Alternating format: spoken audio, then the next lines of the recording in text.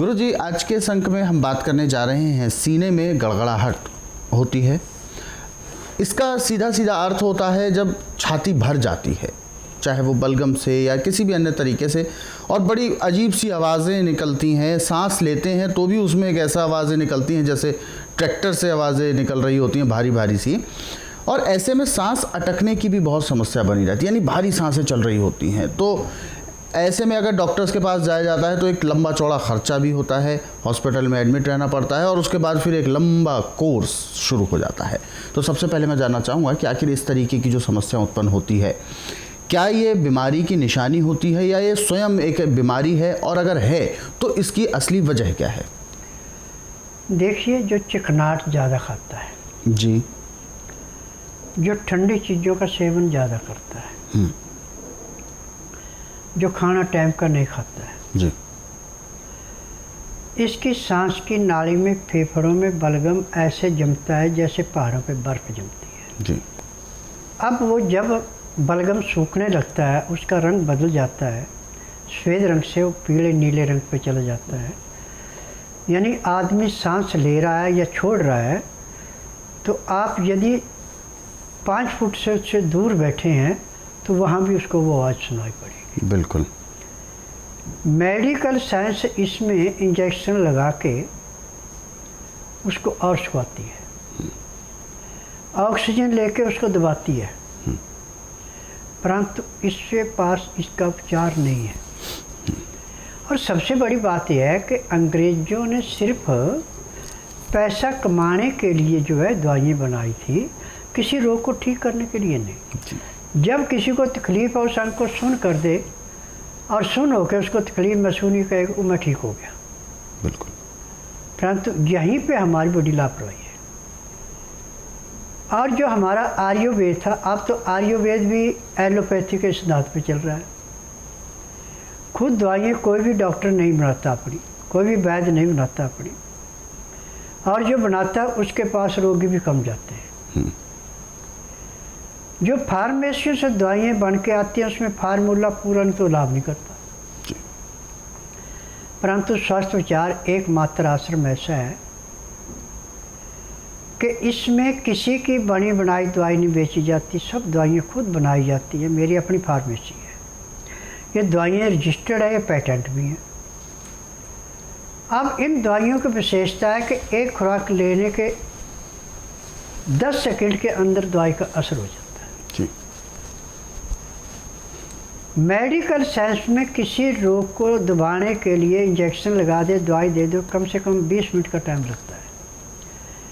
परंतु मेरे स्वास्थ्य विचार की दवाई चाहे खाने की दें, चाहे पीने की दें, चाहे मालिश करने के तेल दें, तो लगाने के 10 सेकंड के अंदर उसका असर हो जाता है। आपको कहीं भी कितना भी भयंकर से भयंकर दर्द हो रहा है, जो मैंने तेल बनाया, इस तेल की मालिश करने पे 2 मिनट के अंदर अंदर वो दर्द वहाँ का समाप्त होता है।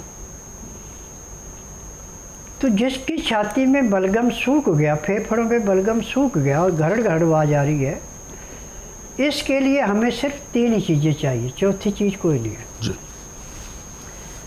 पहली चीज़ है हमें दही, गाय के दूध का, ये भैंस का या आर्टिफिशियल नहीं चलना, नहीं नुकसान उठाओगे। और दही का जमाना आपने मिट्टी के बर्तन में जमाना है, और दही थोड़ा सा खट्टा होना चाहिए, मीठा नहीं होना चाहिए। और इस दही के अंदर आपने जैसे 250 ग्राम आपने दही लिया तो 10 ग्राम इसमें अजवाइन भून के पीस के मिला देनी है। अब ये 250 ग्राम दही खाने में आपने आधा घंटा लगाना है, बड़े आराम आराम से खाना है, क्योंकि अब इसके अंदर क्लोरीन जो है यह पर्याप्त मात्रा में होगी, और क्लोरीन ही बलगम को काटने का काम करती है। बिल्कुल। तो जब अजवाइन और दही जैसे आपके गले से उतरेगा, तो जैसे अग्नि बूझने के बाद वहाँ से धुआं उठता है, ऐसे पेट में जाने के बाद जो अजवाइन की गैस दही के साथ मिलके फेफड़ों में और सांस की नाली में आएगी।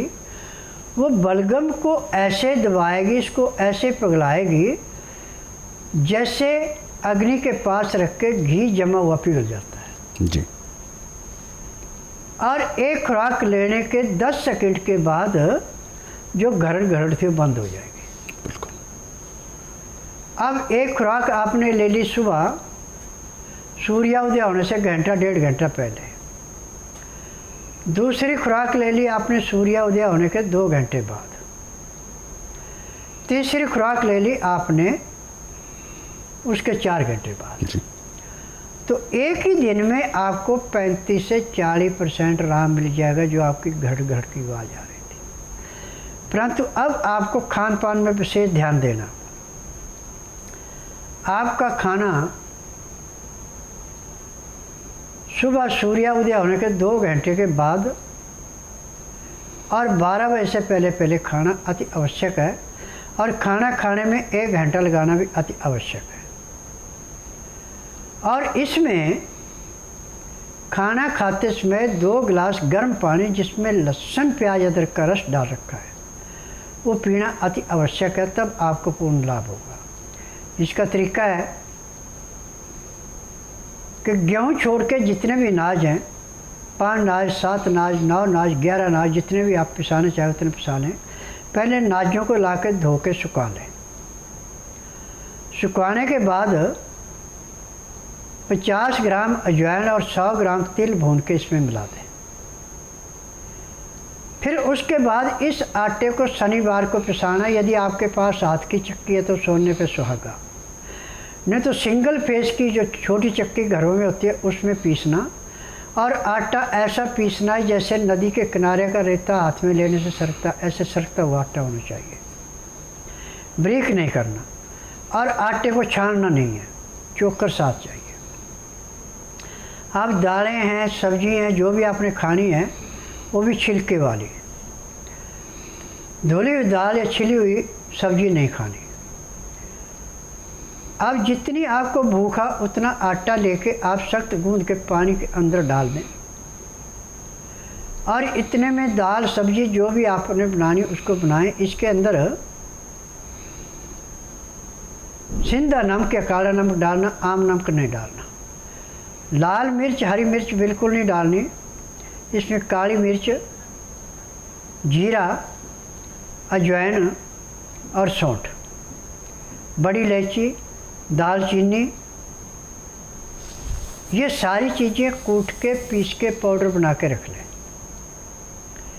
और जब भी खाना खाना है तो इसमें से 2 या 3 ग्राम आप अपनी दाल में या सब्जी में ऊपर से डाल के फिर आप इसको रोटी को ताज़ी को गरम गरम को थाली के अंदर डाल के बिल्कुल जैसे सूप होता है ऐसे पीने वाली शक्ल में खाएं। और 2 गिलास गर्म पानी लहसुन प्याज अदरक का रस मिला के पिए।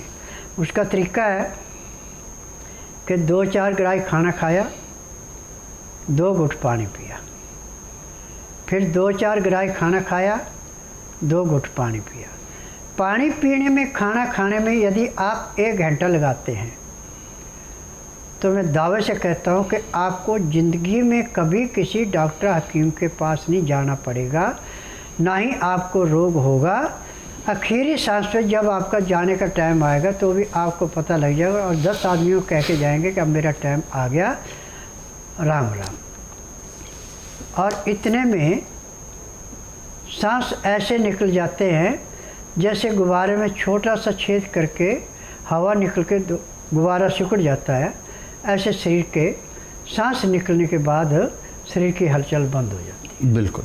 ये स्वास्थ्य विचार ने एक सबसे बड़ा गूढ़ ज्ञान प्राप्त किया है। और जिस रोगी के अंदर रोग ज़्यादा है, जो दवाई पूरी नहीं खा सकता है, उसको एकदम दवाई नहीं देते। नाड़ी परीक्षण करने के बाद पहले उसको थोड़ी दवाई देके उसका शरीर खोलते हैं। यदि वो दवाई उसको बर्दाश्त कर लेता है, शरीर खुलता है, तो दवाई दी जाती है। और जिसका शरीर नहीं खुलता उसको दवाई नहीं दी जाती जी। यहाँ पे डॉक्टरों वाला काम नहीं है कि टेस्टों में लाखों रुपए लगवा दो, हज़ारों रुपए लगवा दो, और उसके बाद फिर जैसे जो खून चूसती है ऐसे थोड़ा थोड़ा थोड़ा थोड़ा खून चूसते रहो, फ़ोन करके बुलाते रहो, दवाइयाँ देते रहो, खून चूसते रहो। ये उपचार मेरे आश्रम में नहीं है। मेरे आश्रम में 15 दिन की दवाई दी जाती है, परहेज बताए जाते हैं। यदि नियम से दवाई लेते तो 15 दिन में रोग में 50 से 60% की कमी आती है। महीने 1.5 महीने में रोग समाप्त होता है, दवाइयाँ बंद होती हैं और रोगी अपने दवाइयों से मुक्त हो जाता है, रोग से मुक्त हो जाता है।